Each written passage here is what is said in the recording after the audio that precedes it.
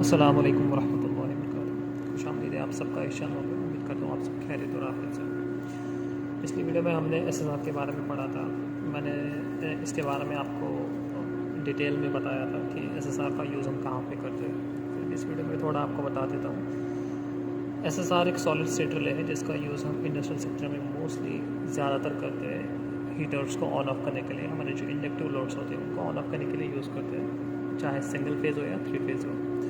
इसमें जो आप ये A1 और A2 है, ये आपके इनपुट टर्मिनल है। मतलब यहाँ पे आपको सप्लाई देनी होती है। जैसे मैंने आपको कहा था इसकी जो सप्लाई रेंज है 90 to 280 वोल्ट AC है। मतलब सिंगल फेज़ यहाँ पे हम इसको दे सकते हैं। जैसे आप इसको सप्लाई देंगे आपका एसएसआर ऑन हो जाएगा। ऑन होने के बाद जो सप्लाई हमने L1 पे दी होगी वही सप्लाई T1 से निकलेगी। कब? जब हमारा एसएसआर जो है वो ऑन हो जाएगा। अगर आपने सप्लाई L1 पे ला के दी है वो T1 से तब तक नहीं निकलेगी जब तक आप A1 और A2 पे सप्लाई नहीं दोगे। मतलब आपका एसएसआर ऑन होना चाहिए। आइए हम इसके कनेक्शंस देख लेते हैं। मैं आपको पहले थोड़ा इसका एक रफली डायग्राम दिखा देता हूँ, उसके बाद जो है हम इसके कनेक्शंस प्रॉपर्ली देखेंगे।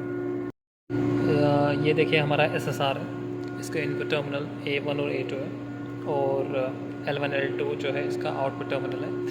ये हमने एक 220 वोल्ट AC सप्लाई यहाँ पे यूज़ की है और एज अ लोड जो है हीटर के बदले हम यहाँ पे एक लैंप इस्तेमाल करें, एक सिंगल फेज़ लैंप का इस्तेमाल हम करेंगे। एक आपको आइडिया मिल जाएगा कि इसके कनेक्शन जो है वो कैसे करते हैं। तो इसको ऑन करने के लिए पहले हमें L1 से जो है एक वायर लेनी है जो कि हम A2 पे ला के इसको जोड़ देंगे वायर को, और दूसरी जो है न्यूट्रल वायर, न्यूट्रल हम यहाँ से उठाएंगे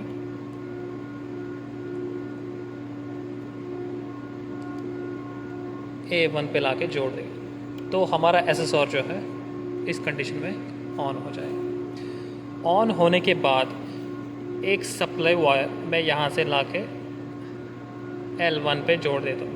एक फेज़ सप्लाई है, एक सिंगल फेज़ है ये 220 वोल्ट का, खाली फेज़ है ये। इस लैंप को मैं न्यूट्रल ऑलरेडी कहीं से प्रोवाइड कर देता हूँ। तो अब इसको ऑन करने के लिए हमें क्या चाहिए? इसको ऑन करने के लिए अब हमें एक फेज़ वायर चाहिए। जैसे ही हमारा एसएसआर ऑन हो जाएगा ये फेज़ जो है रिटर्न निकलेगा कहाँ से? L2 से।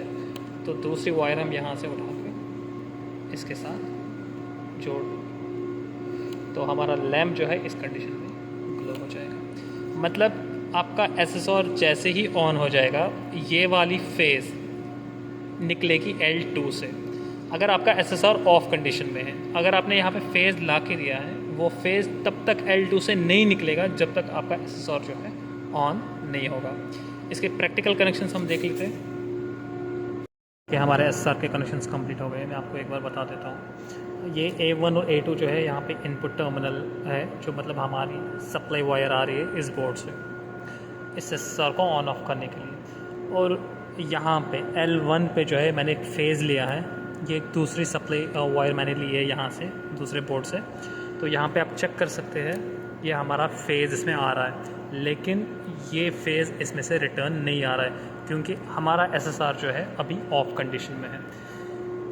इस लैंप को हमने न्यूट्रल जो है यहीं से लूप करके दे दिया है और आपका जो फेज़ है इस लैंप को ऑन करने के लिए जो हमने फेज़ यूज़ किया है वो हमने एसएसआर के थ्रू यूज़ किया।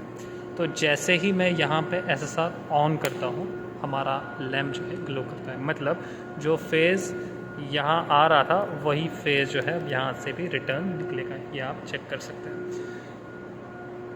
ये देखिए।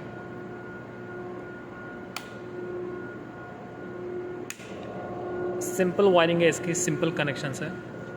A1 और A2 पे आपको इनपुट देना है, L1 पे लाके आपको कोई फेज़ देना है जो ऑन होने पे इस T1 टर्मिनल से निकलेगा। इस लैंप जो मैंने यहाँ पे यूज़ किया है इसको ऑन ऑफ करने के लिए एक सिंगल फेज़ है। इसको ऑन ऑफ करने के लिए फेज़ जो है मैं यहाँ से एसएसआर से ले रहा हूँ और न्यूट्रल जो है मैंने यहाँ से लूप ले लिया है। मतलब ये न्यूट्रल यहाँ से इसको मिल रहा है, खाली फेज़ को मैं कंट्रोल कर रहा हूँ। उम्मीद करता हूँ आपको ये वीडियो पसंद आया होगा और इसके कनेक्शन जो है आप समझ गए होंगे कैसे करने हैं। इसकी टेस्टिंग बहुत ही सिंपल है। एसएसआर को जैसे हम ऑन करते हैं आपका लोड ऑन होना चाहिए, और जैसे हम बंद करते हैं अगर उस कंडीशन में आपका लोड ऑफ नहीं हो रहा है तो आप समझ लीजिए आपका जो एसएसआर है वो ख़राब हो चुका है। लेकिन ये एसएसआर सही है, आप देखें ऑन करने पे आपका लोड जो है चल रहा है, और जैसे ही मैं ऑफ़ कर रहा हूँ आपका लोड जो है बंद हो जा रहा है। तो ये एक एफिशिएंट वे है कि एसएसआर को चेक करने के लिए। एसएसआर को मल्टीमीटर के थ्रू भी हम चेक कर सकते हैं। मल्टीमीटर से चेक करने का तरीका यही है, A1 और A2 पे हम इसकी रेजिस्टेंस चेक करेंगे। रेजिस्टेंस हमारी जो है वो मेगा ओम में आनी चाहिए, और L1 और T1 टर्मिनल इसकी भी रेजिस्टेंस जो है मेगा ओम में आनी चाहिए।